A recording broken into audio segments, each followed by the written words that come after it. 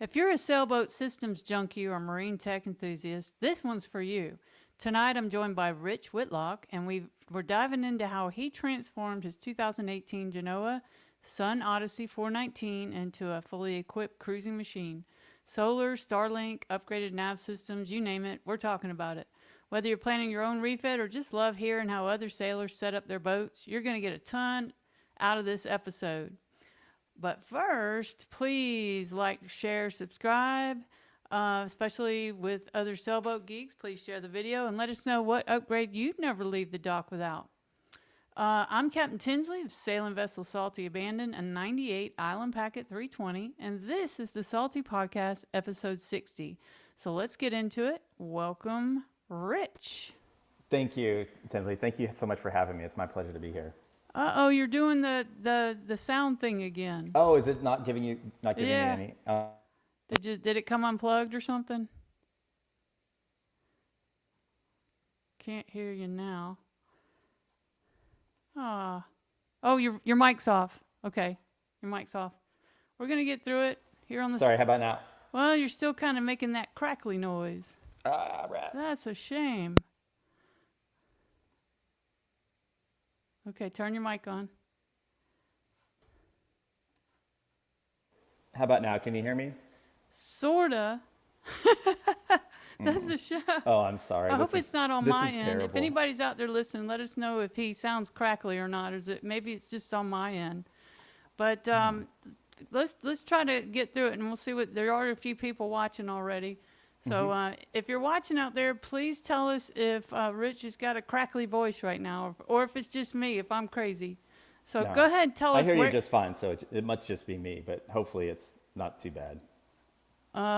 Okay, so tell us where their boat is and where you are right now. Sure. I live in Dallas, Texas, but I keep my boat in St. Martin in the northeast corner of the Caribbean. And the reason I keep it there, I used to keep it in the Bahamas for a few months, but I moved it there really because of Hayden and Radine from, there we go, Island Spirit. Yeah, hi guys. I just wanted to say thank you. It was a podcast that you did a while back where they were talking about, I think it was the Thorny Path on how to get basically from Florida all the way out to the Caribbean. And one of the things that they mentioned was, all the different islands and things that they liked about them. And they really seemed to like St. Martin. So it took me a little while to get the boat there because you have to wait. There's either two ways to go there. You can either take the Thorny Path, which is kind of you go straight there and kind of island hop from island to island. That takes forever. I can see that you're not being able to hear me, and I apologize for that. I can hear you now. Because everybody was saying that we both sounded good, so it's a problem on my end. Okay, because I can hear you just fine. Yeah.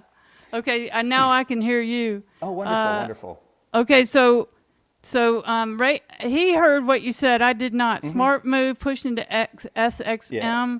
Great job. They're very kind. And on my introductory screen, I sort of show the little path that I took, and I'll talk about that in a second. But just a little bit by way of background, because some of the things that I talk are highly technical, that's just sort of due to my upbringing. Just by way of background real quick, I read The Hunt for Red October when I was in the 8th grade, and I was like, God put me on this planet to be a submarine captain. So I enlisted in the Navy for a year, and then I'm pretty sure due to a computer virus, I got picked up for the Naval Academy.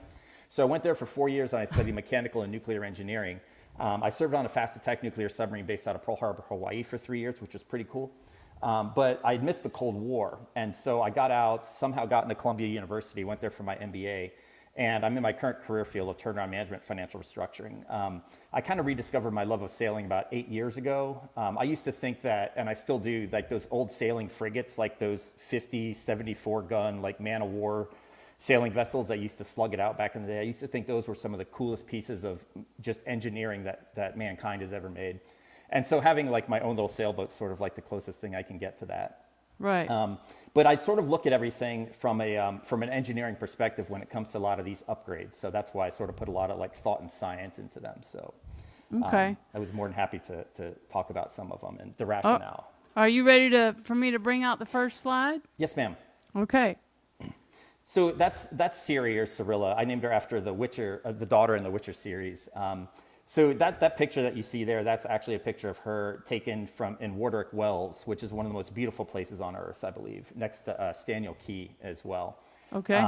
And that's their layout at the top right. So it's just a traditional sort of 3 cabin. They come in different configurations, but V-berth at the front, forward head, sort of a main salon table, 2 little tables at a nav station off to the port side. The main bathroom is on the port side with 2 staterooms in the back, and you don't really see it on here, but I've turned the inboard half of the aft port stateroom into sort of like a storage locker. So that's where I keep like a lot of this equipment that you'll see that we talk about, like some of the outboard, like the electric outboard and the little dinghy and stuff like that, kind of all get shoved in there. So it's sort of like a 2.5 bedroom, if you will. But at the bottom right, that's my little Garmin GPS tracker, and essentially that shows the path that I did recently. It took me 8 days to get from the Bahamas to St. Martin. And as you know, the trade winds blow sort of east-southeast, and so you're going right into them, and it's a disaster. So you have to wait for the winds to shift. And there was a period where 3 days where the winds were blowing basically from the east-southeast, which allowed me to kind of go northeast, and then they shifted to basically to come from the east-northeast, and that allowed me to kind of do that diagonal down to St. Martin. So that trip was 1,300 miles by myself, 600 miles offshore max, and took me 8 days. So Okay. that was pretty cool. That's how I got my boat to St. Martin, and I was able to work the whole time too, thanks to Starlink. You were able to work the whole time. And it stunk too, because some of if you're going to work on a boat, you want to work when the weather's like nasty out and rainy and you're not missing anything. If it's like perfect and sunny, that you're just like, oh. But life could be worse, let's be honest. Right. But it's hard to work on a computer when the boat's moving around too much. Yes. Luckily, like Siri took it like a champ, and I was kind of like tilted over, like doing this for hours on end, but you suffer through it. That's right. Your boat is a lot bigger. That's good. Okay, so let's go to the next one. So We're I'm gonna just talk gonna, about anchors. Yes, ma'am. So in no particular order, I'm just going to kind of go mentally from bow to stern. My boat, it was literally one of the first things I did. I bought it from Island Water World. I bought my boat in St. Lucia, and I sailed it basically up to Mobile Bay, Alabama, and then to the Bahamas, then to Houston. Long story short, it was literally one of the first thing that I bought was an upgraded anchor. So it was a 44-pound. The stock anchor on a lot of these boats is like a 44-pound. But it's a CQR. It's kind of like what they call the plow anchor. And the problem with that anchor is that under heavy strain, it literally turns into a plow, like an oxen going through a field. It will literally just carve a trough like through the bottom of the ocean. And the Bruce is a little bit better. That's the one that looks like the big claw. And the Danforth, everybody knows that's got the big flukes and stuff on it. But that one's really only good for like sand and mud and soft bottoms. So those are kind of the first generation anchors. The second generation anchors, this is one of the ones I upgraded to, and you see the picture of the Rockna on the bottom right. These are called kind of spade anchors, and what they do is they're designed, they have a sharp point, but instead of like a plow that pushes the sediment, the bottom to the side, this one, the harder you pull on it, the more it digs in. And some of these anchors have held so well in hurricanes, they've buried themselves like 3 feet down, and it takes a while to like undig it. They're relentless. So that's why they're kind of called second generation. Mantis and Rockna are kind of the 2 largest competitors in this arena. And you can see there, they have a little table, an anchor sizing table there. And essentially I kind of pretty much try to get the biggest one that I could. So the recommendation was a 55-pound anchor. Based on the boat's weight. So I have 17,000 pounds up to 20,000 pounds for a storm, which is that third column. It recommends a 55-pound anchor, but based on length, it recommends a 65. I came within an inch of buying the 85-pound, but I wasn't sure it would physically fit like in the anchor like holder. So I've never had this anchor drag. It's been amazing.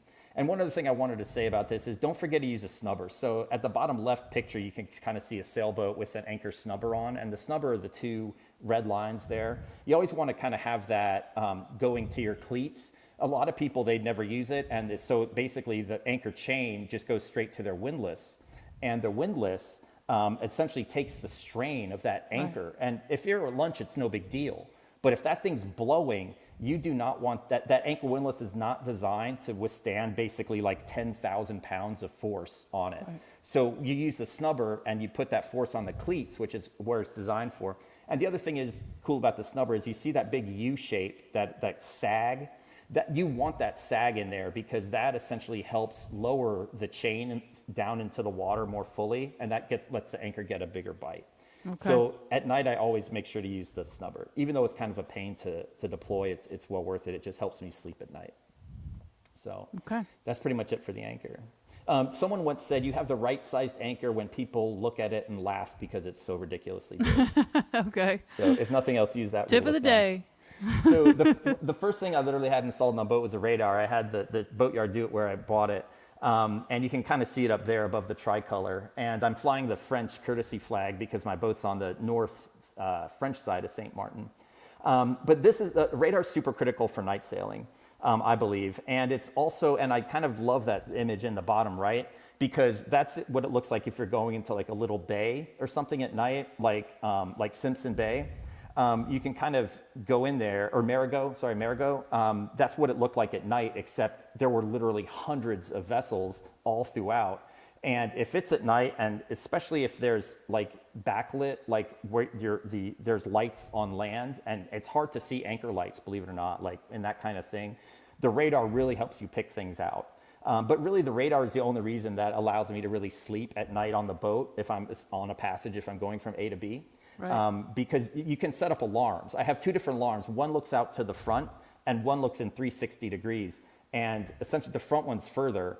But essentially, if it encounters a vessel or any object on the water, it'll basically wake me up. And same thing for if somebody's coming up behind me and they get too close, it'll wake me up as well.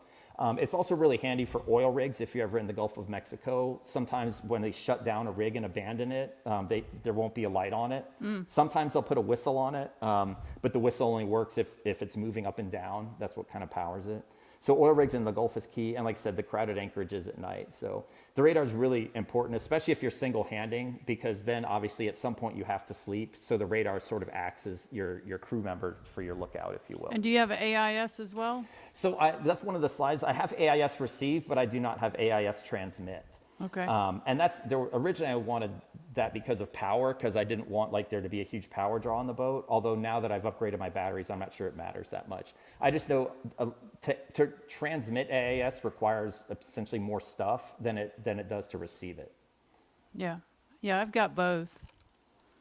I use the AIS way more, and I know exactly what you're talking about because not every boat has AIS. Mm-hmm. So, but luckily, I think there's more and more. Yes. That have them, and I do transmit, so that is nice. Mm-hmm. Okay. So this is one of my personal. I think I have 4 favorite upgrades on the boat. This is definitely towards the top, and I recommend this radio strongly to anybody. So this is a Standard Horizon GX 2400, and so if you don't want to have a AIS basically transmit radio, which also will allow you to receive. This is basically the best radio that I found that allows you to receive because it's under $400. Just about every one of these competitors is in the $700-800 range, but for some reason, Standard Horizon figured out how to make this under $400. The other cool thing, so it receives AIS is the big thing. The other really neat thing is that it has a NMEA 2000 or CTalk NG connector on the back, so it can plug into your NMEA 2000 network. And so what it allows you to do is it allows you to see your AIS targets on the chart plotter, which is really, really, really cool. Sure. It's the neatest thing is, and when I bought my boat, I was having trouble catching AIS targets at more than 5 miles. And I was like, something's wrong with this. So it was either the cabling or the antenna. I said, well, let me try to change out the antenna first. So I bought a new VHF antenna, and digital antenna apparently makes some of the best. So I got that. And it was just night and day. All of a sudden, you start picking AIS stuff up at 25 miles. When I was on the ocean sailing from the Bahamas to St. Martin, I picked up a cargo ship at 60 miles on AIS. Yeah, it was because the mast is so high and they were so high, it just went right over the horizon. Sure. It was beautiful. And then I have a little remote mic that I installed in the cockpit. That way, you can hear. You don't have to run downstairs every time you hear the radio light up. You can actually hear it. Yeah, it's a game changer. Oh, for sure. Yeah, but anyway, I highly recommend this radio. It's the same price as one without it. I highly recommend it. So this is the battery monitor. This is one of my other favorite upgrades. This was probably the third upgrade that I installed on the boat. It's the Cymarine Pico. There's different ones. I think Victron makes one. I just really like the layout of this one. It essentially allows you to monitor the battery, so you can see here in the top right, that's an actual picture that I took. So the battery was at 72%. Time basically remaining to charge was 7 hours, 56 minutes. Voltage was 13.5, and the current, if it's blue, that means you're charging, and if it's basically orange, that means you're discharging, and if that red is like you're really discharging that thing. Yeah. But that 30 amps that you see there, it's charging, that was completely based off solar. I get all the key battery statistics, and also when you're at night and you're just running off your battery, that time to discharge, sort of, if you see it being like 3 days, that really helps my brain sleep at night, because I know that I'm not going to run out of battery like in the middle of the night or something like that. The bottom left picture there, that's like the full kit. That includes the tank sensors, as well as like some of the individual small shunts. And you can kind of see in the bottom right there, they've put up an example where you're monitoring your light current draw, your refrigerator current draw, your instruments, and then you're charging. I just have one shunt that monitors my total net in and out. So I didn't need a lot of that equipment in the bottom left. I needed 3 things.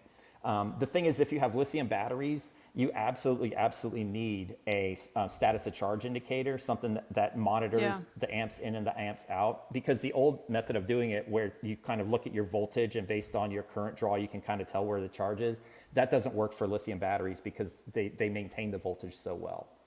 So I love this little thing. It has an app. You can like connect it to Wi-Fi and stuff. I've just never bothered. Mine's all Victron. I think you've got some Victron in here somewhere. Yes, ma'am. I have a few Victron things. So one of the upgrades that I did was only like a year ago. I replaced the batteries. I had 4 AGM batteries that were 350 amp hours with 140 amp hour each lithium ion phosphate. So it was like a 70% increase in capacity. And the batteries were so light that I literally thought I needed to fill them with something when I picked them up. They were unbelievable. And I got a great deal on them. I got them on Amazon for like $230. But the important thing when you talk about lithium batteries is you want to make sure it has what's called an internal BMS, or battery management system. And when lithium batteries first came out, it was literally just the batteries. And you needed all this special charging equipment to make sure that, like a DC to DC converter and all this other kind of stuff, to make sure that you didn't overcharge the battery. Because, I mean, just look on YouTube, there's lithium batteries burning down boats left and right, not to mention like cars and stuff. But the internal battery monitoring system, the beauty about this is that I didn't need to change any of my charging equipment. It was literally just completely plug and play, because the battery management system controls the charge. And when it gets up to a sufficient level, it slows down the charge rate, and then it just refuses to accept a charge anymore. So you can't basically burn out the battery. It's fully congruent with all your charging equipment. I did mention, though, it will give your alternator a workout. So the normal battery charge, the way it works is, you kind of have and you can see in the bottom left there, or excuse me, in the bottom right, you've got your 3 stages: bulk, absorption, and float. And bulk is when it's just absorbing as much energy as it can. But the way a normal battery works is once you basically hit a certain volt, it's like 14.1, depends on the battery, but it's over 14 volts. The battery will start accepting a less and less of a rate of a charge. And that's because it's getting fuller and fuller. So it gives your alternator a break because it's no longer going at full capacity, and it sort of like winds it down gently. The way the lithiums work is it's beautiful because the bulk lasts so much longer. The problem with that is that your alternator is running at 60 amps or whatever its rating is for like a much longer time. I sort of look at that as both a good and a bad thing. Okay. I had something else on there. I can't remember what it was. Oh, there we go.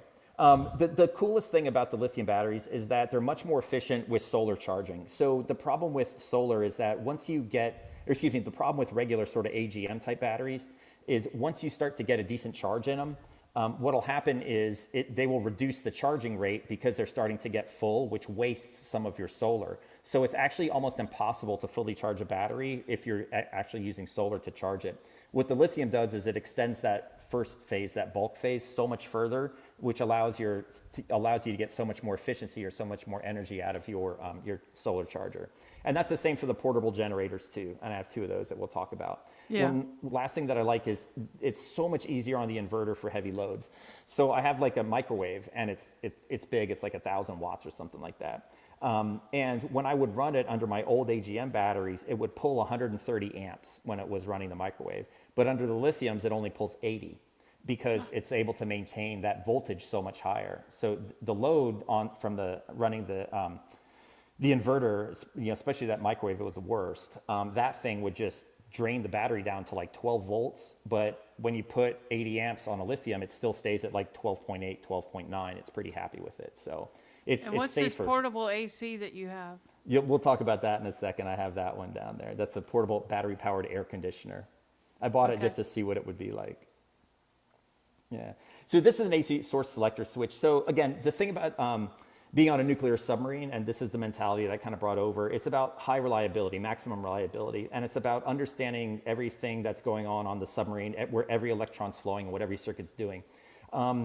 Essentially, when I bought the boat, it just had a straight shore power connector, and that was its only option for AC.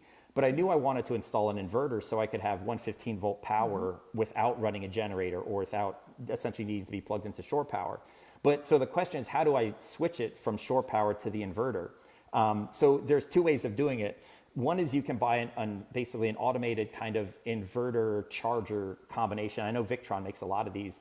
Essentially what they do is they combine an inverter with a charger. So if it senses that it has power, it'll switch into charger mode. But if it loses that power, it switches into inverter mode.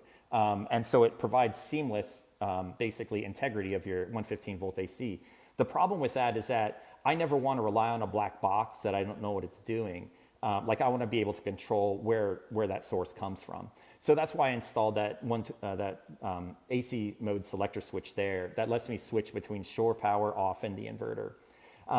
And at the bottom left, you'll see there's also a 3-position one as well. If you have a generator, like Rarity, my boat prior to this, she had a generator as well. So I had generator, shore, and inverter.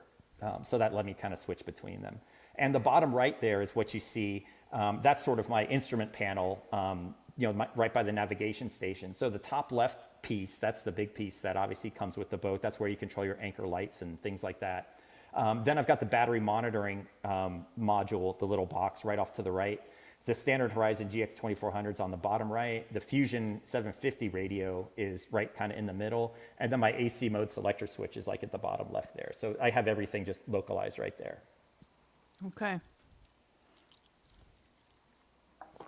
Next up, this is probably my favorite upgrade, is just having the inverter. Got a picture of the coffee maker there? Oh, it's absolutely key. And wait till I talk about the air machine. fryer. The air fryer is like key.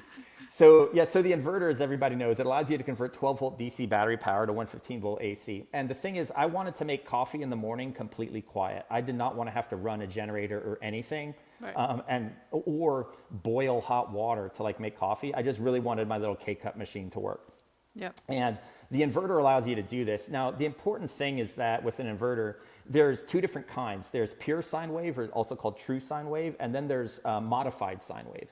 And you can kind of see over there on the right the way the sinusoidal waveforms look. So the top one is a pure sine wave, and if you basically put an oscilloscope into your wall outlet at home, this is how it would look. It gently goes up and gently goes down. The modified sine wave on the bottom essentially tries to approximate that same shape, but it basically does it with like diodes. And the thing is, it depends on what you're using. So if you're using something that essentially just turns 115 volt AC into heat, like a toaster, it doesn't care what the waveform looks like. But if you have like delicate electronics, like anything that has a microprocessor in it, if you have that modified waveform, it's going to just play havoc with it. I remember on Rarity, when I first installed the inverter, I didn't know the difference, so I got a modified sine wave, and I was testing it out on the microwave. And the microwave was working, but it was making this terrible like buzzing sound. And I was like, I don't think microwaves are supposed to make like a terrible buzzing sound. No. And that's I'm with you, Hayden. Coffee. You better believe it. and so that's where I upgraded it to a sinusoidal waveform there. It's a must. Absolutely. And this one, as you can see, it kind of has like 2 outlets. And so what I do is I just kind of went to Home Depot and grabbed made my own little extension cord that kind of plugged in. They do make inverters that you can hardwire your power like directly into the inverter. I don't want to do that. I wanted to be able to yank out the cord if I needed to, basically. But the coolest thing about this is there's a couple things. The K-Cup was literally the first number one thing. Like, I love my morning coffee. I love that thing. It's really handy for the microwave and, you know, my laptop for work and stuff like that. Starlink also is very finicky. Starlink loves a pure or true sine wave. It is not very happy with the modified sine wave. But like the air fryer, that little Kosori or whatever, I love that thing to death. Especially because I'm single and like I'm only cooking, you know, like a tilapia fillet or whatever for dinner. That thing is like fantastic. I even calculated how much percent of battery if I had to cook a chicken breast, right, at 380 degrees for 20 minutes. How much battery does that draw on that little like 500 watt air fryer? And the answer is 3%. And I'm like, I can live with that. Because with my oven, it's like an Jeanneau 2 burner or whatever. It takes like 20 minutes for that thing to heat up. With that air fryer, it's like ready to go right out of the gate. Do you have propane? I do, yeah. And it takes that long for it to heat up? It just takes forever for my little oven to heat up, and I don't know why. Huh. It's like it's just inefficient. I use it if I'm cooking like 4 or 5 chicken breasts, but if it's just like 1 or 2, hello, Mr. Air Fryer. So, okay. I love that thing to death. All right, so yeah, my favorite equipment on my boat is I'm all decked out too on my boat. Is my Keurig coffee maker. Yeah, I love that little one, that single cup one. It was like $35. It's literally going 3 years now in tropical environments and has not given up yet. I've got one on my boat, in the house, and in my camper van. Oh, for sure. Coffee's very important. The one I have at home, it's got like it's like got the reservoir and all that kind of stuff. Yeah, but this one's just a single serve because I was like, I'm just space efficient. But well, that was one of the tests I did. Is when I got, I was trying to work out all my electronics. I went out and I anchored for like 5 days, and I just turned everything on, running coffee, everything, just to kind of see, where the deficiencies were. Smart. So that's, or you can do that in your slip. Just unplug or turn it off and turn everything on and see how long it lasts. Yep. And that's what I love about my little battery monitor is it calculates your time to discharge. Right. Like it'll say 8 hours, 30 minutes or whatever. It's really handy for that. I keep mine on the percentage, but I have an app too, the Victron app. Oh, nice. Yeah. That Victron, I use the Victron app for my 2 solar chargers. They're really nice. So this one is an isolator for an engine start battery. So I kind of needed this one. You only really need this one if your boat spends a lot of time like on a mooring where it's sort of unattended and it's not plugged into shore power.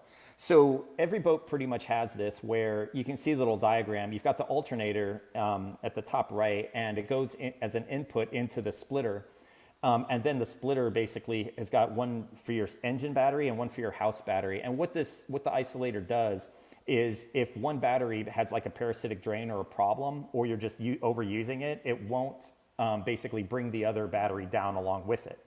And so what I did, but that only works if you have basically DC power. So if your battery charger's on, which means you have to be plugged into shore power or running a generator, or you're running the engine, then it'll charge it. The way most solar installations are done, and the way I kind of installed mine, is the solar feeds your house bank directly because there's no way to cross connect it with your engine start battery without putting them in parallel, and that puts them both at risk.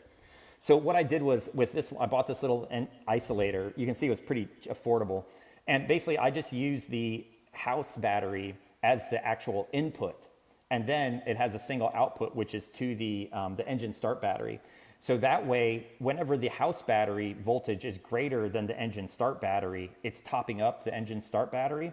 But if at night, and when I'm using the house battery, it falls lower, it keeps the engine start battery completely isolated. Like I said, this is really useful if your boat's on a mooring and you only use it like once a month or something like that. You want to keep your engine start battery topped off. Is that $39? I can barely see it. That's correct. Yeah, it was like $39. Okay. Yeah. There's 2 different versions of this. There's this is sort of the less expensive version. There's a more expensive MOSFET version. And the difference is when the MOSFET version doesn't lose any voltage due to the diodes, whereas this one does. But I wanted this one to lose a little bit of voltage, 0.7 volts basically, because I want the engine start battery never to be like overcharged. So this way it has like a little bit of safety insurance built into it, and it works really well. Ever since I've installed this, I've never had a problem starting the engine after it being on a mooring for a long time. Okay, we do have somebody over here on Instagram. I had to copy and paste it in here. Let's see if I can pull that up.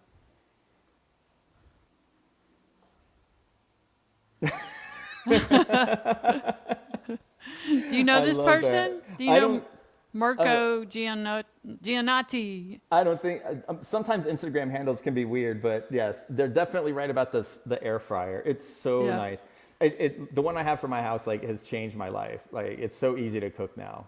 I cook chicken, fish, steak, you name it. It's like it's fantastic. So I guess he's buying a boat. He's got a handover going. Yep. No, Yeah. that's cool. He's just- got all his important items ready to go. Yep.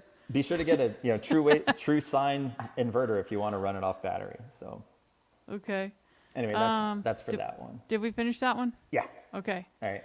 So Yep. these are the little portable generators. Rarity, my boat that I had before this, had an installed Onan, a 6 or 7 kilowatt generator. It was really nice, but I lost her in a hurricane. Yeah. I wasn't there, thankfully, but Anyway, but Cirilla, she doesn't have an internal generator. So instead, I got these things. And it's funny, when I went to pick up the boat in St. Lucia, I brought 3 things with me. I bought my backpack, a big carry-on full of like tools and some electronics and stuff. I had a sea bag from the Navy that was full of like wrenches and drills and equipment. And the third thing or fourth thing that I brought was a brand new Honda EU 2200i generator still in the box. And I painted the box pink because if somebody tried to steal it, they'd be stealing a pink box, and at least I could make them feel silly while they were stealing it.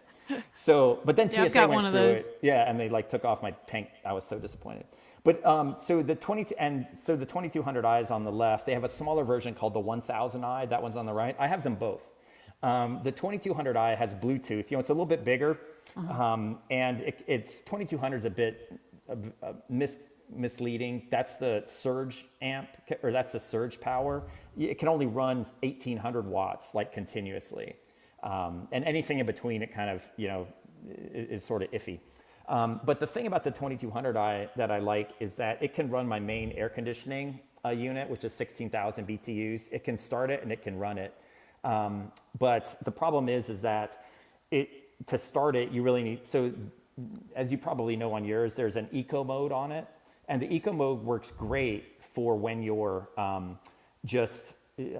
when the load is stabilized. But if you have a starting surge current, that really taxes it. So if you're on eco mode and you're just cruising, it's like at 20% load and you drop, 2.5 kilowatts on it, it can't spin up fast enough.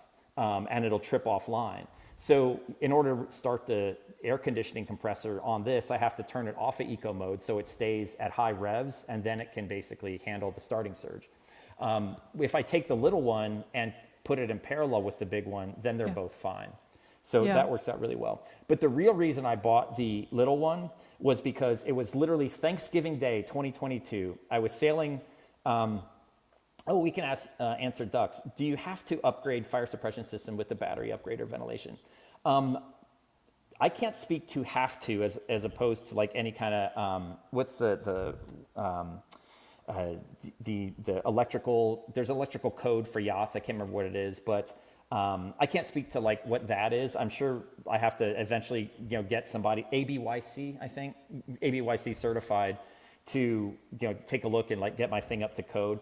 I don't think you have to put ventilation in. The lithiums are so good at absorbing charge, they don't really get hot, and there's certainly no gas or fumes or anything that comes off of it. I mean, I sleep right on top of them. Mm-hmm. As far as fire suppression, as far as I know, the Coast Guard. Oh, that's the other thing too. I'm a licensed captain. I just got my 6-pack license just for fun to see if I could. I don't use it for anything, but I teach the boating safety kind of class at the Freedom Boat Club up here in Dallas. Coast Guard regulations require a certain amount of fire extinguishers based on the size of the boat and the number of engines, and I think the horsepower. So there's like a formula for it. I don't think, maybe not yet, it's based on like battery type. That might be something that they're looking at doing, but as far as I know, I don't think that they've required that. Now, it might be a ABYC, like the yachting certification, like the professional installs for electronics. That might require it, but I'm honestly not sure. That's a fantastic question. Yeah, it is a good question. Thank you so much for asking that. Now I know what I don't know. But it was Thanksgiving Day, 2022. I was sailing my boat from Mobile, Alabama, to the Bahamas. 2 days at sea. I think I left Monday night, so I was 2 days at sea, and my battery, it was like 8 p.m. My battery got down to 50%. I'm like, okay, it's time to start the 2200.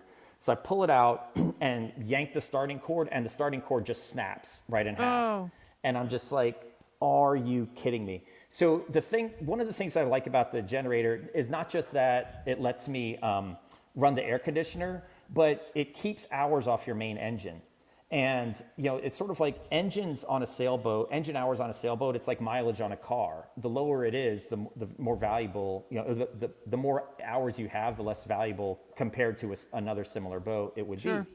be. And the other thing is that it's just, and I try to save my diesel fuel for actually propulsion. Like if the mast goes down or something like that, your diesel fuel determines your range. So Right. I don't want to be eating up my emergency range just to recharge the batteries.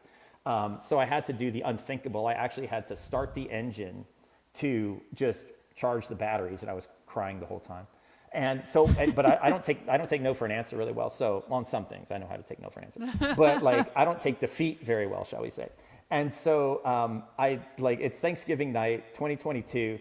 I bring the generator down into the salon or the main cabin area, and I just start like taking it apart with like every tool. And after like an hour and a half, I've got the front off, the side off, and I thank heavens for some reason I brought one of the tools that I eventually brought were like medical forceps, like these little, these super long like plier things. And I'm in there like just trying to grab the little starting cord thing, and I finally like grab it, feed it through the hole, tie just like a little knot in it, and I started that thing up, and it fired up, and I was like, thank you, Heavenly Father. I was so happy. The only problem is for the next 8 months, I had about a foot of cord just dangling out of the side of that thing before I could get it fixed. But it only needed like half a pull to start because it was so good anyway. But I was like, I'm never doing this again. So that's why I bought the little generator just as a backup, for that. Did you fix the cord?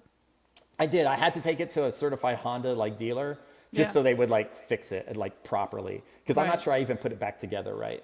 But it seemed to work okay after that. Well, let's just acknowledge that this fella is getting a Leopard 46 yes. Cape Town next week. That's pretty exciting. That's some really luxury cool. right there, isn't it? That's a nice one. Yeah. I know some, how shall we say, some people who prefer luxury, who only really care about, like have no interest in being on a monohull at all. Like if they can't do a catamaran, they're not interested. Yeah. And he probably is trying to make his woman happy, don't you think? There's a woman behind this. Yes, the admiral. We all know the admiral runs the ship, but there's the only thing I don't like about catamarans is that in theory they're easy to dismast, because on a monohull, if you take a gust, it knocks the boat over, and so it spills a lot of that wind. But on a catamaran, it just sits there and takes it. Right. And so it's easier to lose the mast on one. So aside from that, I think catamarans have so many. And it's hard to park it. That's the truth. That's absolutely true. I don't know where I would do that around here. I'd be anchored somewhere, I guess. Oh, for sure.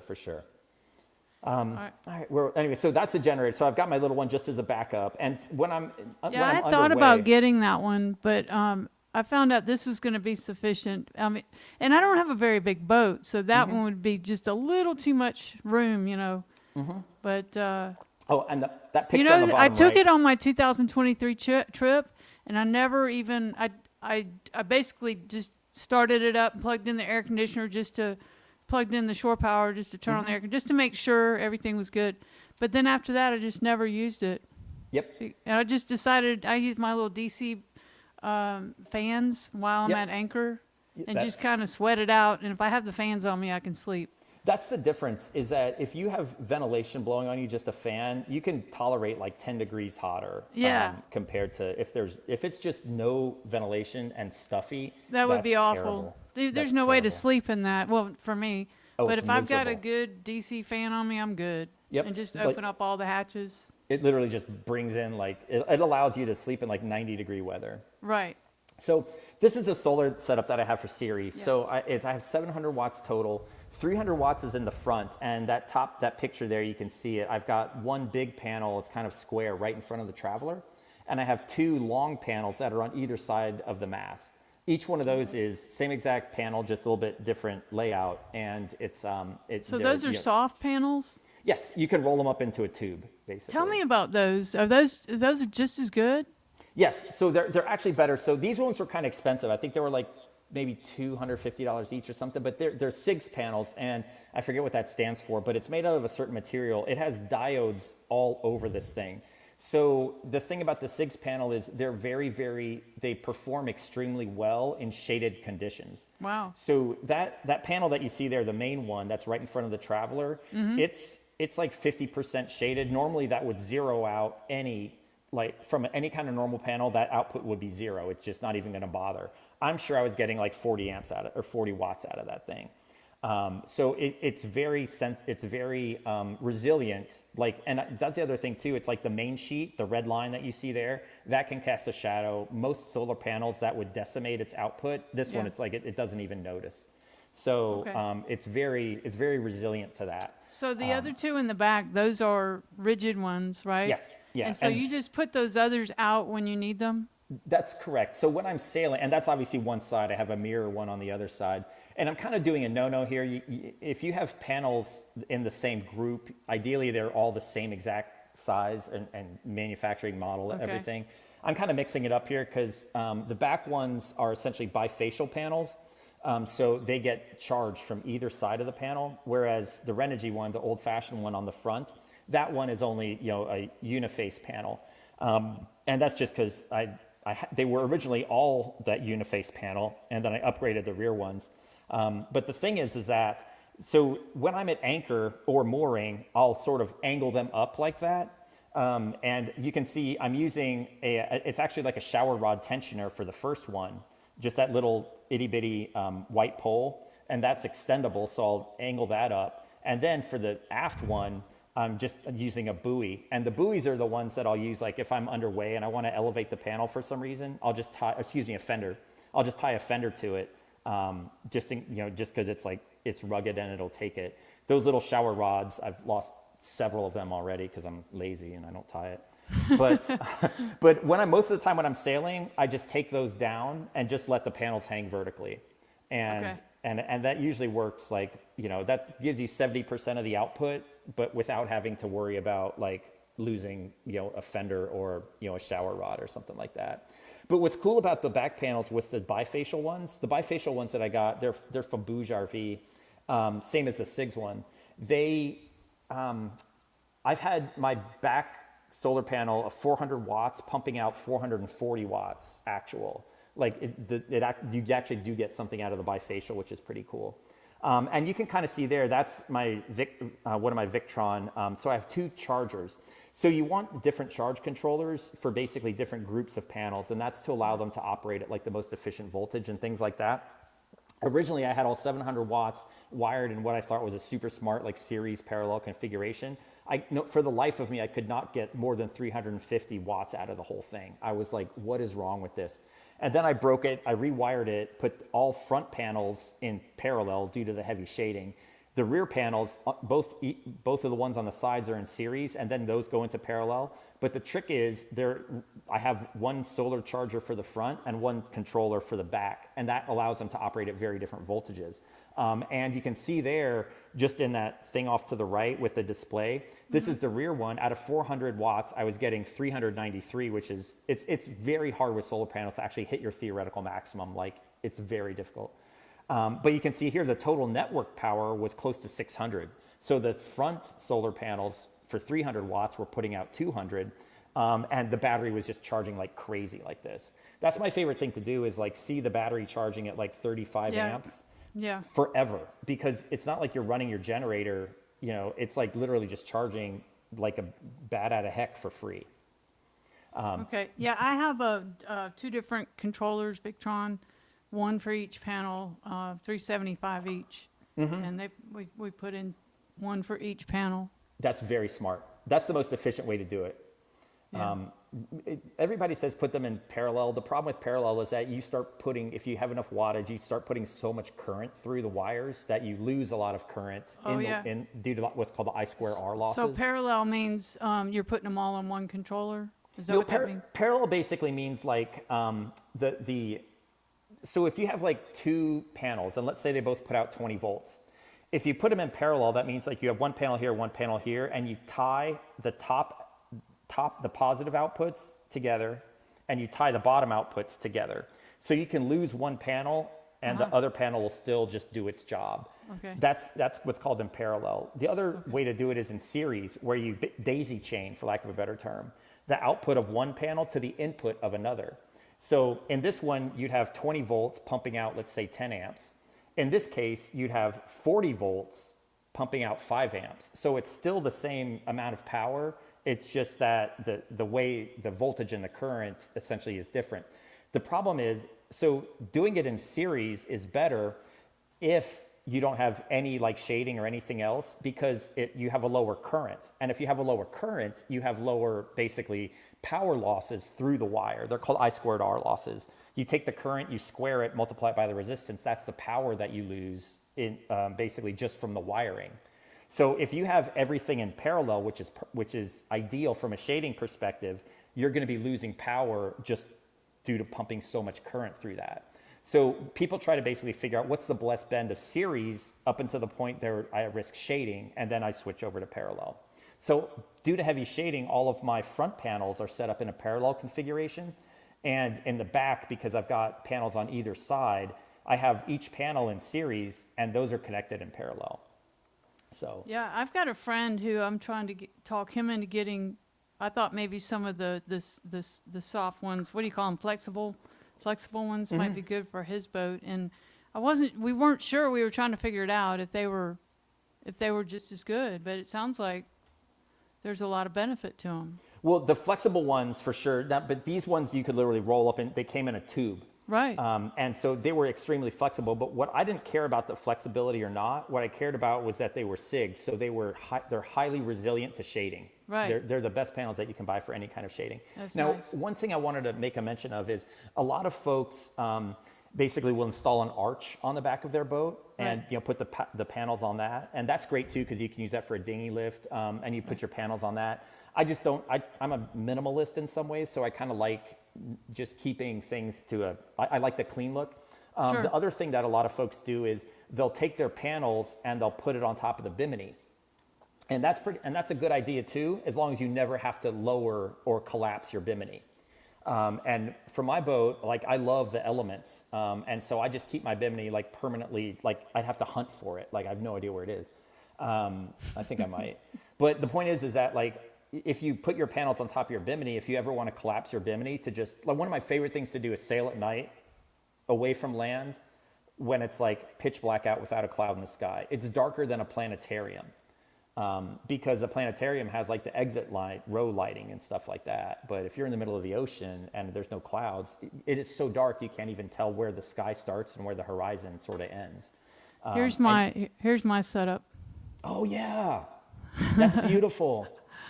So I don't have, this bimini is not up. You can see it's folded over itself in the back because I rarely use it. I do have the Dodger over the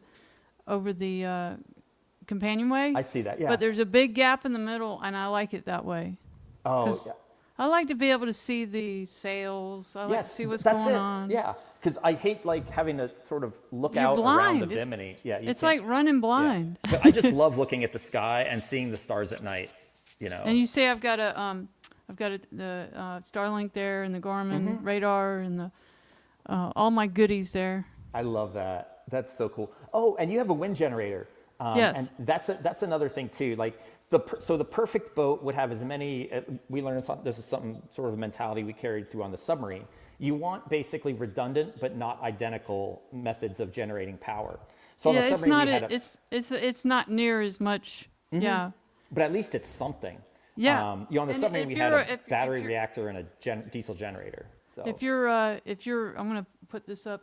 Here's a comment from over here on. This is over on. If you're at anchor and it's real windy at night, that's something, you know. For sure. Okay, so. And it's smart because it's diverse. So if the sun's out, you can use your solar. But if it's cloudy, you know, and you have wind, you can use your wind. So that's pretty smart too. Okay, yes, there is, but I think we were talking about the woman. Yeah, if you follow her wishes, but if would follow her wishes would be about I'm not sure what he's saying because he has a big fridge. So I told her I'd be a leopard for me and a nice Viking fridge. I love that. See, that's compromise. That's a good relationship right there. I You knew figure out it how to had make something it to work. do with a woman. Yeah, yeah, but at least she's on the boat. She's She's leaving the agreed to that. dock. So She's we're leaving good. the dock. Here's another one. Besides, guys, thank you because I learned a lot in here. Thank you so much. But I Thank you love for your- commenting. Anybody else want sure. to comment? And Hayden, I know you want to jump in here because he's a real boat geek, Oh, I love that. upgrade guy. So I Yeah. can't wait. He's over there listening. He's going to chime in again. I know he is. Excellent. Yeah, and like I said, I want to do a special shout out to the Island Spirit guys just because they're they're the reason why I'm in St. Martin here, and I'm getting ready to move the boat down to Grenada to get it out of the zone for hurricane season. Okay. But Yeah, they just ended their season. I guess you saw that. yeah, and they're in Antigua. Yeah, that's right. But yeah, the boat is. Where did you leave it again? It was not in. They didn't leave it in Antigua this time. They No, I left thought it, they did, but maybe I'm wrong. and maybe I'm wrong. I think they Yeah. left it there last year, but anyway, it's somewhere down there. But Yeah. they're back in Philly, I guess, or Philadelphia, Yeah, or and that's cool because Pennsylvania. that island's got a lot of mountains, so it's really well shaded from winds and stuff. Oh, so and that's pretty cool. if you've seen their videos of what they do to it when they leave it, Oh, it's insane. I've never Yeah. seen anybody. I forget what they call it, down rigging. That's what Mm-hmm. it's a whole operation, and he's got it all on. It's all organized. So if you wanted to have it, he would send it to you. Yeah. I told him I wanted to do a video on that, and he said it might be too boring, but I think people want to know. Oh, that's a big deal, like re-rigging, de-rigging, and re-rigging. So Yeah. I just Did you hired do somebody that? for that. No, I hired somebody. I was like, I'm not going to touch that because on the submarine in the military, we call that safety of ship. And the thing about safety of ship is like items like subsafe, you don't mess around with them. So I wanted to make sure, even though in theory I could watch a YouTube and read books and in theory kind of figure it out, I just didn't want to mess with it. Something like So- that. So you just took down your your running rigging, I pretty much outsourced the whole thing. but Yeah, you didn't mess with the mast or anything like that, right? No, I took the sails off to make it Yeah. easy, but they essentially, did the shrouds and the stays and the roller furler and all that kind of stuff. They just brought it down. I mean, it was Wow. expensive too. It cost me like $7,000-8,000 to rig it. Wow. Or to okay. do the de-rigging and the re-rigging. This is great stuff, and Antigua. there we go, Antigua. Okay, Yeah. you're right. What else did we have? Oh, we've just got a few minutes. Let's see here. So that's a solar piece. I'll kind of go through these other ones pretty quick. Starlink. So the thing I want to say about Starlink, I'm sure everybody has it. It is the gateway to being able to, work remotely if you can. The thing is, like, originally I bought the regular Dinghy. So Well, we just have to stop and acknowledge this one. He Oh, says, for sure. the best boating podcast ever. We have to acknowledge that comment. That's extremely kind. Sailing Yeah. from Boston to South Carolina next week. Thank you for your inspiration. That's outstanding. That's outstanding. That's gonna be a beautiful voice. Yeah. So the thing about Starlink, everybody has it, but I was like, wow, that thing takes up a lot of power. Like the regular Dinghy can draw like 50 watts or so, and it's like 4 amps. And 4 amps, multiplied over hours and hours and hours can put a drain on your battery. So I did some research and I found the Starlink Mini. That one only draws like 15 watts, which is 1 amp, which is almost nothing. And so I bought that and I love it to death. Essentially with Starlink, I'm sure most people can do the research, but if you're less than 12 miles from land, you can use a Roam plan, and there's different ones, but like Roam 50 is 50 gigabytes a month for $50 a month. It's pretty good. If you go more than 12 miles from land, then you have to switch to the Roam Unlimited, which is $165 a month, but then you have to activate the priority data for $2 per gigabyte. But if it lets you like do work and keep in touch with friends and stuff, it's well worth it. One thing that I have is I bought this EcoFlow Delta 2 power pack. It's that little thing on the bottom right. I bought this for the original Dinghy because it was consuming so much power. I wanted it to have its own dedicated power source so I wouldn't drain down. The one thing that I do not like is draining my main battery down low at night. I just don't want to be in that position. So essentially I bought a little power pack it's like 1,000 watt hours, so it can do okay. I bought a little power pack so I could control and sort of segregate the original Dinghy at 50 watts, keep it just separate. But at 15, I still use it for the Mini, but at 15 watts, that thing will last forever. So it's just nice to kind of have on its own little separate circuit. Now, okay, so this may have changed, but I thought it was 40 miles offshore. No, it's 12 if they, and there's a couple different things about it too. I but have the mobile one like you. Yeah. It's 165. And then the other one, which of course this has probably changed, was like 200 if you're going to go further than 40 miles Yeah, offshore. it's 400. So there's different, there's like 250 plan and there's other things, but it literally will stop your service mid-sentence if you go more than 12 miles away, if it's considered offshore. Now, the cool thing about, I think most of the Bahamas, it doesn't like plot out the individual island. It's just like, okay, this is the Bahamas. But I knew that whenever I'm more than 12 miles offshore, I have to activate my, I upgrade to Roam Unlimited and then activate the priority data and it'll work. The thing about Starlink to be aware of is that they have, essentially Starlink looks at the countries or the world through two lenses. One is, does Starlink have an agreement with this country? If so, then essentially you can stay in that country as long as you want. They don't care like where your Starlink, like your address is. However, if Starlink does not have an agreement with that country, then it only lets you stay in that country and use Starlink for up to 60 days. And then it will hard cut you off. Okay. And that's because essentially under 60 days, you fall into the transitory category, and over 60 days, you fall out of the transitory category and you have to upgrade to like the $400 a month plan or whatever. So what you want, the cool thing about the Mini is I can just stuff it in my backpack, take it back to the US, and it has its own router built into it too. I can just stuff it in my backpack, take it back to the US, turn it on, reset its location, and go anywhere in the world for another 60 days. Otherwise, I'd have to be lugging that huge dishy and the router and all that other kind of stuff. Okay. All right. Just watch out for that 60-day thing if you're not in a Starlink-friendly category. So the grill, I'll go through this one quick. A lot of people have like a Magma grill, which is sort of marine designed, but I did a lot of research on this, and a lot of people swear by this grill in a marine environment, the Weber Q1200, they call it the baby Q. Essentially, one thing I wanted a grill, I wanted to heat up quick, but also be resilient to, like, if there's a gust of wind, it doesn't blow out the flame. And apparently this baby Q is like one of the best for that. So I bought on Amazon a piece of Starboard, which is that white base, and then I mounted it down. Okay. Then I basically bolted it onto the base with these little connectors. Very cool.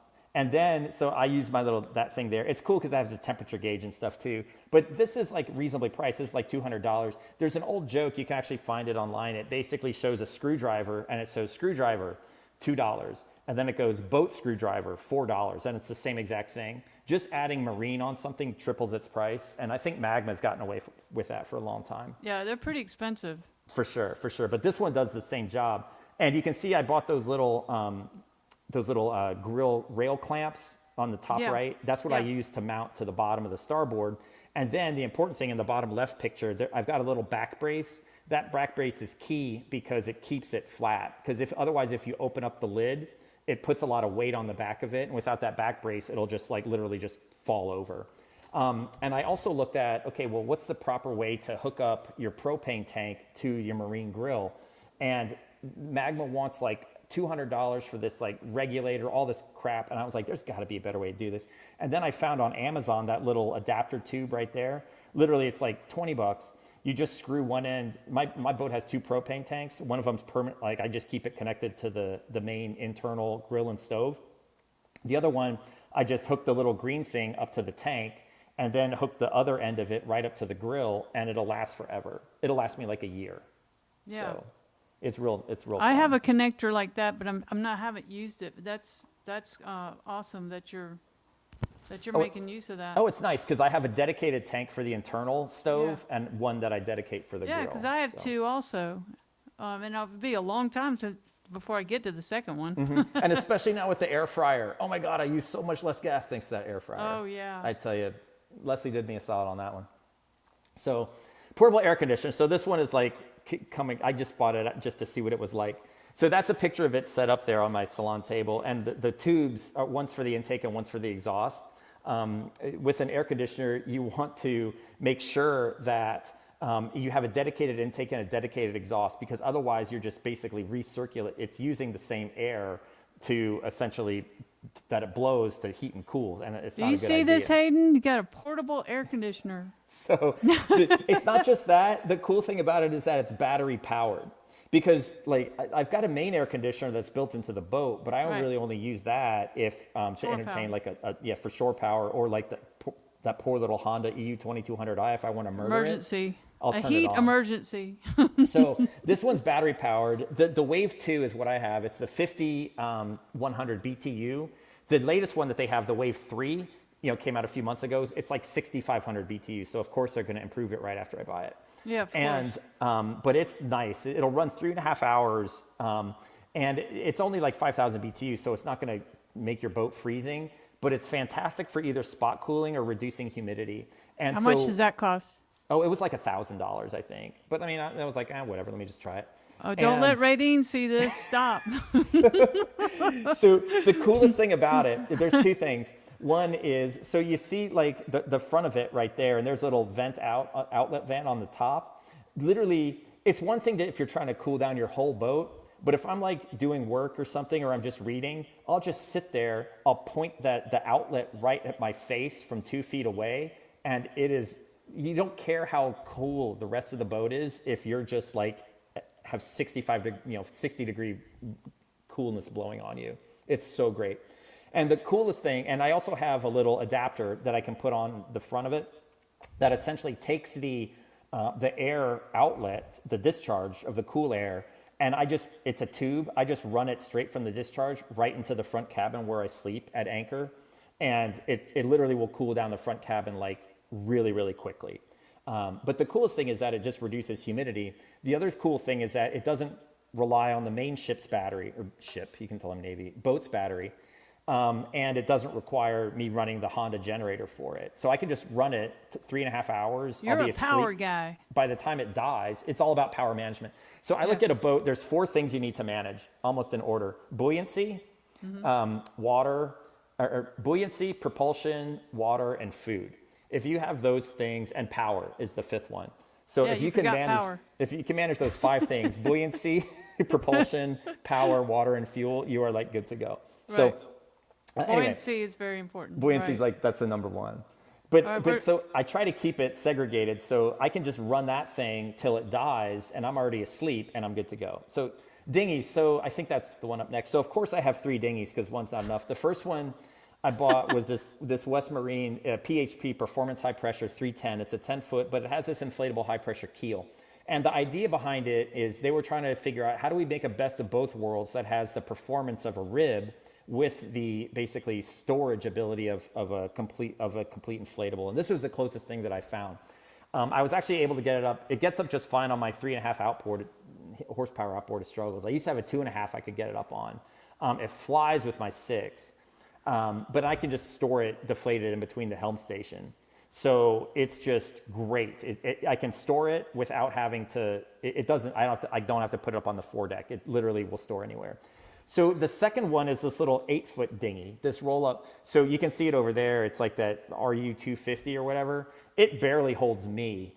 It's 8 feet. I had some yachties call it the cutest outboard or dinghy they've ever seen. But I mostly got it for the kids and kids I define on a boat as anybody either under the age of 35 or doesn't know the difference between like a line and a rope, right? Or like or a sheet and a stay. If you don't, then you're a kid. And the thing is, when you have a kid on a boat, you basically tell them 2 things: don't touch anything and don't do anything. And they get basically there's nothing for them to do. So I got this dinghy. I was actually buying the electric outboard. I'll talk about that in a second. But they were like, hey, for $200, do you want this brand new dinghy? We've never used it. I was like, yeah, that'd be great for the kids. So if you have kids on board, my kids are 14 girl and 11 boy, you just inflate this, put the electric outboard on it, and just tell them to go have fun. And that'll lets them like do their own thing. And then the last one, I just bought this a couple months ago as an 8-foot rib. I finally like got a real rib. Oh. That's the bottom left. It's actually a Highfield, but that's a West Marine one. It's pretty tiny, but just because of it's a rib or whatever, like I love having that hard bottom. Like you step into it and you don't feel like the squish. It's like and I can get it up on plane easy with that 6 horsepower outboard that I have. We have a question. We have a question from Instagram, and I think that Hayden can answer this. He just had some made somewhere down there. Where to buy chap covers to the dinghy? I have a Tacacat. I would love to find. So the good for a news is, Takacat. so my little dinghy, the one for the kids named it Lord Farquaad. I don't know if you ever saw Shrek, you know, that little short John Lithgow like guy, the prince, the evil prince or whatever. Like he was so tiny, like they called the dinghy Lord Farquaad. But that one in my main dinghy, which I call Kelpie, which is Cyrilla's horse, both those are fully deflatable. So I just kind of shove them and cover them up. I have a cover that's designed, or just that I got off Amazon for like $50 that covers up the inflatable dinghy. I don't have a chap cover for the rib yet, so that's something that I probably need to get. Yeah. Right now, it's just stored on the foredeck upside down. But that's a Yeah. great question, and I'm going to have to research. If that anybody later out 'cause I there wanna knows get where one. I can get dinghy chaps for a Takacat, you know, the little catamaran. Oh, those are so cool. Yeah, and I got that because I could. Okay, Hayden says something. I got it so I could. It folds up and goes into 2 bags inside the boat, and when I get across the Gulf, then I can put put the whole dinghy thing together. Mm-hmm. But I prefer not to be swinging, as I'm going across the Gulf. I know exactly what you mean. Yeah. Yeah. But- Okay, so he says most canvas makers will do chaps for about $1,000. Wow, that's expensive. Woohoo! I'd check Craigslist Marketplace first. Or sorry, nobody uses that anymore. Facebook Marketplace, yeah. Yeah, you are good at finding deals. Mm-hmm. And that's a lot right there. Yeah, for sure. But if you want to protect your $1 million dinghy, That's the truth. Yeah. And the next up, I have the outboards. So I have Yeah. 3 outboards because, of course, I do. are all these on the boat? Yes, for sure. Oh my gosh! And it's stuffed, but I make it work. And You got a bigger boat. like I said, I had to sacrifice half the aft port stateroom to get it to work. But there's a reason for each outboard. So the 3.5 horsepower Mercury, that one's really light. That's only 40 pounds, and it's easy to mount in tough conditions. So if you got 1 or 2 foot like waves or swells or whatever, if you've ever tried to mount a heavy outboard onto a dinghy when the dinghies and the boat is like going like this, it's no not fun the at time all. to do it. Yeah. It's no fun at all. No. So the little outboard weighs a third less than the big one. So there's less risk of it basically, joining Davy Jones' locker. So that's pretty much the main reason why I have that one. Plus I needed a backup because it's propulsion. So Okay. then I've got the Tohatsu. This is like a 2005, a little bit older. It's a 5 horsepower. Oh, very cool. Do you want to talk about his question? Let's see here. Yeah, Live I'm in sorry Brazil. about so many questions, but I live in Brazil and I have restricted options. But thank you. Profile of thank you canvas shops. Okay. He's talking about the canvas shops. Yeah. So the thing about the 5 horsepower outboard is, and this is true for any outboard where they offer a 4, 5, and a 6 horsepower model. Yeah. Look at the weights. The weight of the outboard between the 4, 5, and 6 guarantee you it's the same exact weight, which makes you wonder, well, why is it different? The answer is a carburetor. It's the cheapest trick in the book. Like all they do to up the horsepower is they put in a bigger carburetor. So I took my 5 horsepower outboard, bought the 6 horsepower carburetor for like $100, and now I've got a 6 horsepower outboard. If you go from a 4 to a 6, you might need to change the propeller pitch or something because, whatever. But point is that the 4, 5, and 6 mechanically they're the same. If you look at the parts catalog, a lot of these things, the only thing that's different is the carburetor. So just buy the bigger carb, put it on, see if it works. But so Amazing. this 5, 6 horsepower Tohatsu that I got, it's heavier, it's 60 pounds, so you only really want to install it if it's relatively calm.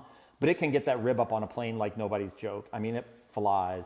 And it has an external tank, and so you fill it up, and it literally goes like for 50 miles or whatever. It's really nice because that little Mercury, it has the internal tank, so I always have to carry a spare gas can and a funnel with me to fill it up. I have one of when it those. Mine's dies. 2.5. Oh yeah, I had a 2.5 Yamaha. Yamaha, I think, makes some of the best outboards, like some of the most reliable. And then the third one that I have is this Torqeedo, this electric one. I bought it like for novelty. But there's 2 things that I like about it. One, it is ridiculously easy to mount. You could mount this thing like in a hurricane because it comes in pieces. The whole thing's like 30 pounds. Okay. The base of sounded it, good. the base of it without the battery is like 20 pounds. So because it detaches. Then you install the control handle, which weighs like 1 pound, and then you install the battery, which weighs like 10 pounds. So it's 30 pounds total, but in pieces, it's so easy to get on. But the thing that I like most about it is that it's guaranteed to start.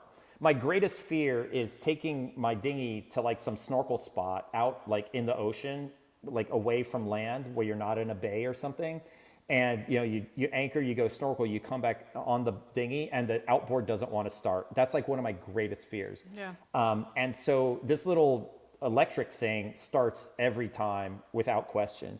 So if I ever need to worry about the reliability of making sure I can get back, I'll always generally I'll make sure it's within range, and then I'll make sure I take that thing. Okay. The other thing is, since it's electric, in theory, you can charge it with solar, and but you'd have to carry the panels around, and it would charge really slowly. It's like a 1,000 watt-hour battery. So if you had a 100-watt solar panel, you'd have to charge it under perfect conditions for 10 hours to like fully recharge it. So it works great in theory. I've done it once to see just to say I did, and I'm not sure it did anything. At the bottom right is like the little table that they give you, basically with the range. They say essentially it lasts 45 minutes at full power, and your range is like 5 miles. If you go at half power, it'll last like 6 hours, and your range is like 18 miles or something like that. I've never tried to test it, but in theory, it's nice to have. But like I said, the biggest thing for me is that it's guaranteed to start. Okay. I can't believe you carry 3.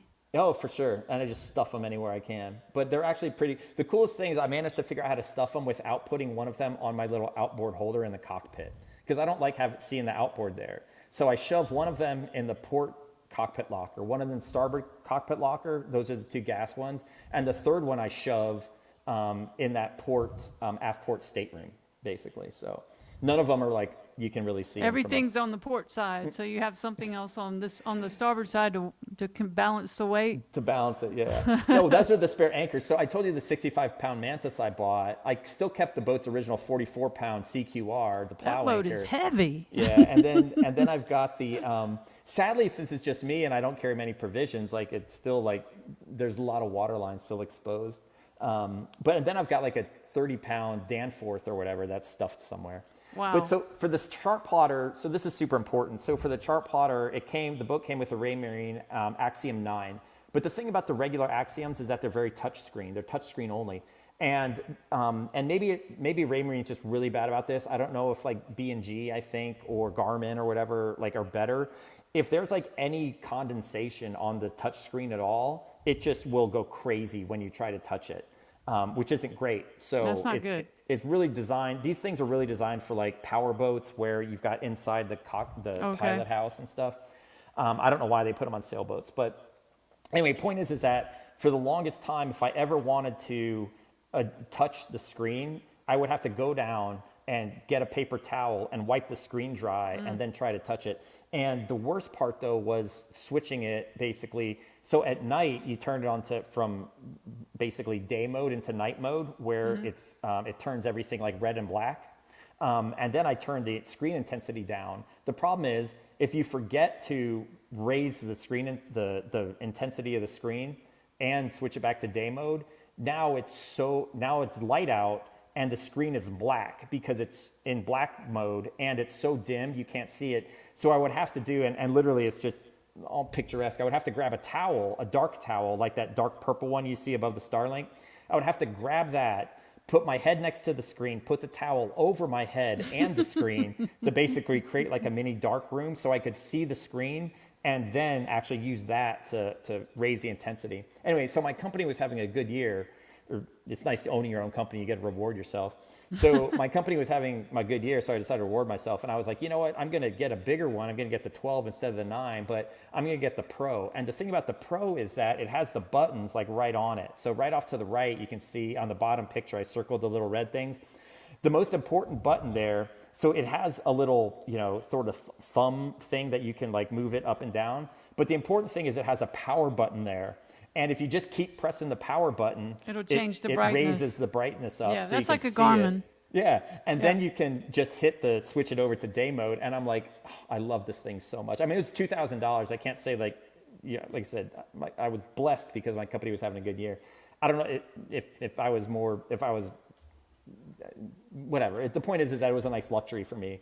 But the point is that if you have a Raymarine thing, either have a towel standing by for when you need to switch it in day mode. And they do buy the little keypad. You can essentially buy it separately. It's like $400 and it does the same thing. So you don't have to buy a brand new chart plotter. I wanted a bigger one. But that's pretty cool. I've got Garmin. I'm a Garmin gal, and I know that Hayden has B&G. Yeah. I'm pretty sure. Raymarine has been really buggy. And so, I mean, it's okay. Everything was already outfitted with Raymarine, so it would have been like really intensive to switch everything to something else. I believe like B&G and maybe Garmin, like I would recommend them. I've had a lot of problems with the Raymarine stuff. So this one from Instagram said, "Hey, can you check my message when you get the chance?" Who is that directed to? Land on Sousa official? Yeah. Do you know that? Do you know? I don't think so, yeah. So tell us what you're talking about, and we'll try to get that answered. Yeah. And here's another. On your long sail that far from land, did you make any changes or special preparations for reconfiguring things like for What sail a great management or question. handling? Like, that is such a fantastic question, right? And so the thing is, you check the forecast often. And one thing that a lot of people do is they will reduce sail at night. They'll essentially put in the first reef on either the main or the jib at night, just in case like there's a gust or something. Yeah. Because if you don't want to be at night fighting a sail, it's just no fun. Yeah, too so late. that is one thing. Any changes, special preparations.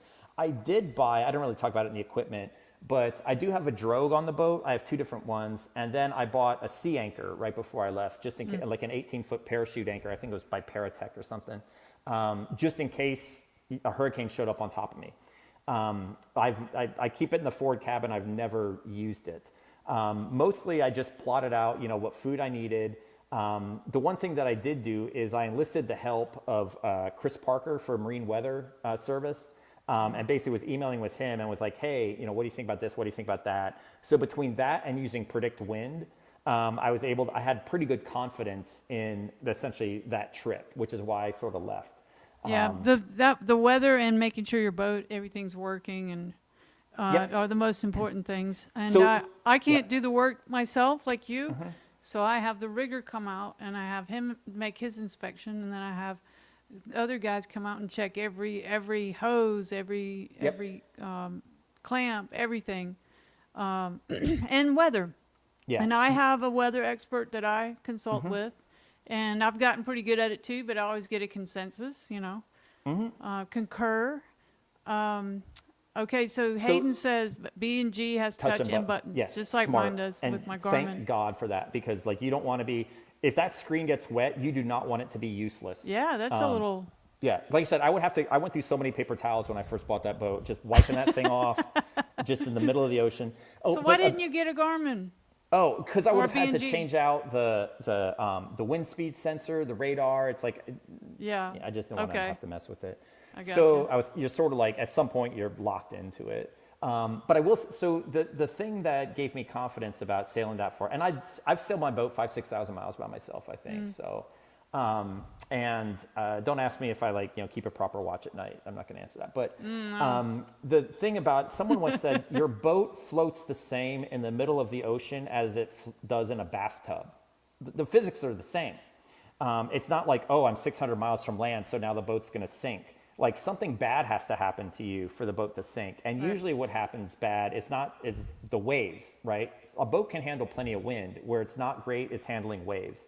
So it's very important to, understand the weather. And in fact, Captain Tinsley, as you know, like from your Coast Guard license, a third or like a quarter of your Coast Guard license test, when you go to test the 4 modules, it's about weather.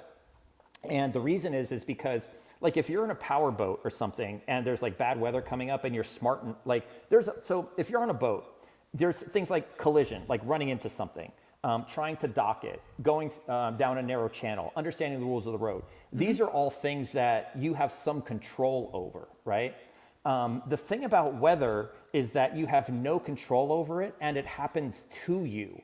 you're not a willing participant in it. You can be like, no, it's like that old expression, you might not be interested in police, but police are interested in you, you know? It's one of those things where bad weather happens to you and there's nothing you can do about it. So it's important, the most important thing hands down is just like making sure the weather, and to me, the second most important thing was the autopilot. Because making sure that was like in good condition, because the autopilot, especially if you're single-handing, serves as your second crew member. And I did have a problem with my autopilot where the actual autopilot, the display box for it kept saying no pilot. I was like, oh no, this do not brake like right before I go on this thing. Because can you imagine for 8 days by yourself having to steer a boat? Like the most No, I do know somebody that happened to going across the Pacific. I saw that on one of your podcasts 12-foot recently. waves, oh my gosh. Like, insane. What a misery. Mentally, it's exhausting. Yeah. Like most people There's no sleeping in that. Yep. Most people can steer a boat like on a single course. It's one thing if you're going through a busy harbor, because then you're like busy. Right. But if you're just going from A to B for 1,000 miles, people will go mentally crazy after like an hour of just steering the same course. So your autopilot, that's the only thing that lets you like breathe, sleep, eat, go to the bathroom, whatever. So it started saying no pilot, and I was like, oh my God. But then I realized it was still working, even though it said no pilot. And what I realized, it was just a bad connection on the box. Like the autopilot computer and the RAM and all the electronics were fine. It was just a bad plug-in to the box. So that's So one what thing. did you do? Oh, I just basically just kind of shimmied the plug and pushed it up so that it would had a stronger connection, and it was fine. It's been fine since then. But even then, I could still use. So the cool thing about the autopilot, I'm sure B&G is the same. I can control the autopilot not just from the little autopilot control box, the little the multifunction display that they have, but I can also control it from the chart plotter screen as well. Like tell it to go, left 10, right 10, steer this course. So it doesn't matter if there's a bad connection to that little control box if I can control it right from the thing itself. So, and then I think the last slide I had was just the bottom sonar imager. I always thought that I was like, I wanted to be like Jacques Cousteau, or like Indiana Jones, or even better, Bob Ballard. He was the guy who found the Titanic, or led the team that found the Titanic. Like you kind of see here, so it's just this little Real Vision 3D transducer. I screwed it in, mounted it right behind the rudder. And it's actually better if you have one of these to mount it as far forward of the keel, so you know it's coming before the keel hits it. But the point is, I got mine behind the rudder. It's really, really useful in shallow water because you can see if the depth is going up or going down. But not just the rate, but you can also see the rate of the depth going up and down. What is this right here? Oh, So, well, you can't see it, but that little thing that's sticking up. That's a sunken sailboat. Oh. So that's what they're trying to show you. So, Wow. so the top left, so this is the reason I like the screen is it's showing you three things. So this imaging sonar, the Real Vision RVX, it's really cool. So the top left is the fish finder. So that's really, it's low resolution, but it's great for like finding fish because fish show up as basically big red things. And I heard that's like the air in their lungs. I don't know what it is. But the bottom left is the bottom left quadrant. That's called the down vision. So that actually just looks directly below you and it paints a picture of everything that you see. And it looks sort of like 20 degrees off to either side. So it does have a little lateral movement in it, but that's a sunken sailboat. The bottom right is what's called side vision. So this view looks off to the side and it lets you, and where it's black, that's because it doesn't see that because that's covered by the down vision on the bottom left. So the down vision on the bottom left shows directly below you. And then the bottom right shows you out to either side. And so you can see the sunken sailboat, off to the right on the bottom left. You can also see the mast sticking up and it creates a shadow. You see that horizontal gray line on the bottom right? That's the shadow, the sonar shadow of the mast. But anyway, it sort of shows you, okay, this is what's below you and this is off to the side. And that off to the side one's really cool if you're going through like a narrow channel or something. You can literally see where you are in between like the channel as you go down it. And then the top right, that's trying to show you kind of what they call the 3D image. So it combines the down vision with the side vision and shows you a composite image of what the whole thing looks like. Looks like a cartoon. It looks kind of cute. It works better in theory than I've ever found it work in practice. I just cannot get it to work. So I have mine set up where if I'm in shallow water, I'll essentially just have my left screen on the chart and the right screen on the bottom, that basically down view on the bottom left. And it works beautifully. Like I've navigated thousands of miles in the Bahamas just using just seeing, because on the Bahamas, a lot of times it's like 10 feet deep. And I just love to look down and just see where that is. And the other thing too, it also serves as a backup bottom sounder, basically depth or fathometer. So I've got the main fathometer that came with the boat that also does the speed through the water. But then this one kind of serves as a backup to that as well.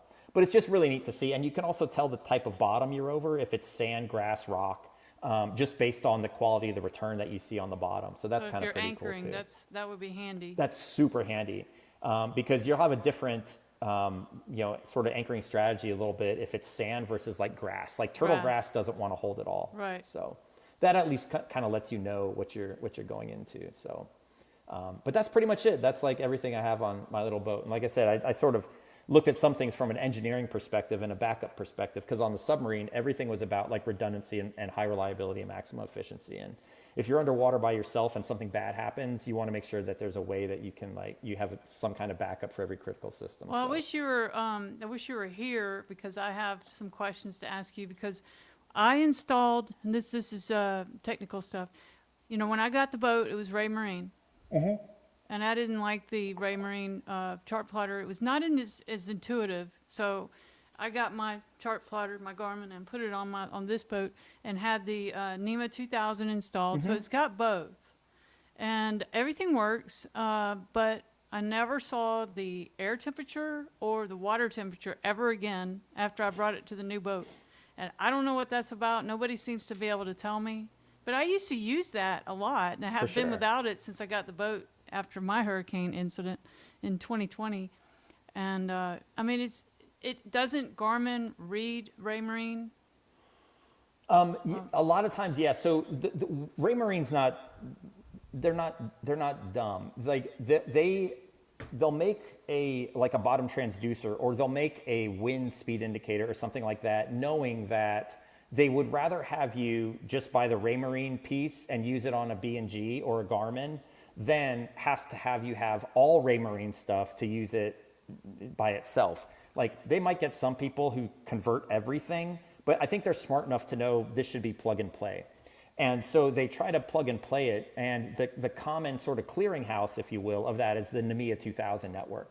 And so I would be surprised if you have a Ray Marine basically instrument that's providing that information, or that used to provide that information. It's still going across your NEMA 2000 network. We'll just need to work together to figure out how do we access that? Yeah. Because I don't even know where it's reading from. I never knew it on the old boat. It was just always there. Yep. I never But even if you're thought still about using it. the same transducers, there's probably a good chance that the transducers that came with the boat. Mm-hmm. Yeah, and if you were getting that information previously, there's a good chance that it still is there. I bet you what we'll have to do, and I'm happy to work with you offline, because on my chart plotter, I sort of figured out the most efficient or the maximum information with the least amount of clutter for each one of the viewpoints, the settings. So I have speed over ground, apparent wind speed, depth, and battery voltage. Those are the four key principal statistics that I want to know at all times. So, but the point is that I picked those and I told my screen where to show up on it. Sure. So I'm sure there's probably a way to configure yours so that we can see the air temperature and the water temperature. I've been through it, and I have not been able to pick it up, but I need someone else to, and maybe Garmin can help. I don't know.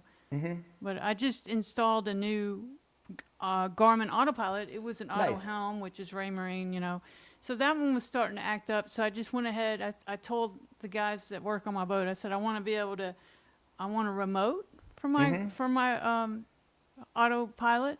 And I've never been able to route it through the chart plotter, set it and have it follow it. Oh, I've that's always made key. Adjustments, and I've gone from here to the Keys every year since, and it works. I mean, it's just more of a luxury thing that it works if you just make adjustments. It stays on course pretty well, especially now that I have a new one. but it has a remote so I can sit at the front of the boat. Oh, that's so cool. Yeah, one thing I love about, so originally when I got my boat, I didn't really like that it had one main chart plotter that kind of had a swivel on it. I felt that was, like, I don't know. Rarity had a 9-inch chart plotter at each helm station. My last boat, that was like so beautiful. But I missed that.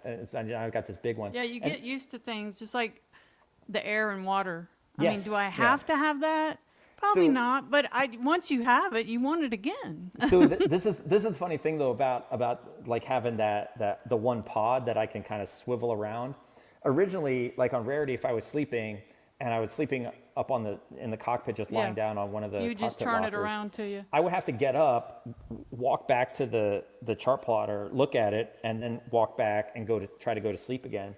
But so it was like it would wake you up every time you wanted to go check on something. But with Cirilla, I just angle that pod 90 degrees off to the side. I'll wake up every like 20 minutes, look over, check the radar, make sure it's clear, check the wind to make sure it hasn't shifted, and then just like right back to sleep. Yeah, and if So- you have active captain, you can have it on your phone and lay down and just look at it.